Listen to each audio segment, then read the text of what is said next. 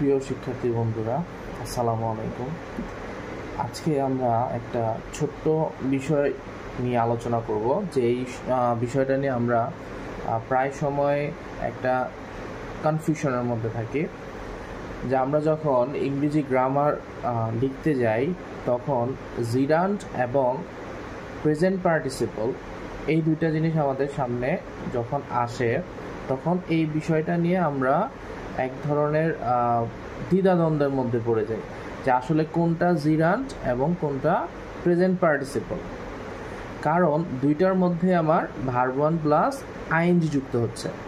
তো এটা জানার একটা শর্টকাট ওয়ে হচ্ছে, যখন আমরা সবসময় মনে রাখবো যে জিরান্ট যেটা সেটা সবসময় সাবজেক্ট হিসেবে অথবা অবজেক্ট হিসেবে বসে এবং সেটা একটা নাউনের কাজ করে।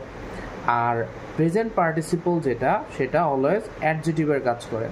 আচ্ছা, এটা জানার একটা ট্রিক্স হচ্ছে, ধরো আমি একটা সেন্টেন্স বললাম, swimming is a good exercise.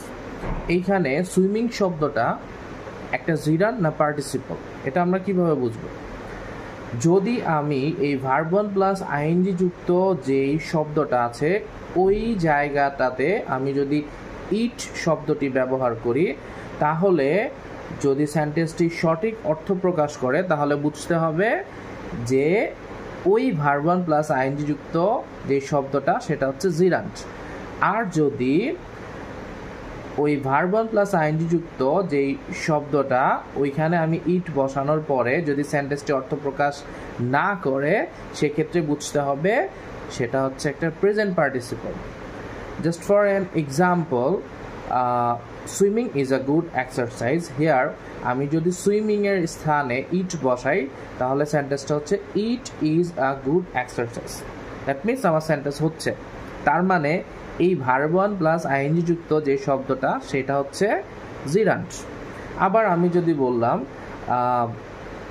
I saw a boy swimming in the pond, এইখানে যদি সুইমিংয়ের স্থানে আমি ইট বসাই, I saw a boy it in the pond, তাহলে কি সেন্টেন্সটা হচ্ছে? তাহলে বুঝতে হবে এখানে এই ভার্ব ওয়ান প্লাস আইএনজি যুক্ত যে শব্দটা সেটা হচ্ছে একটা প্রেজেন্ট পার্টিসিপল।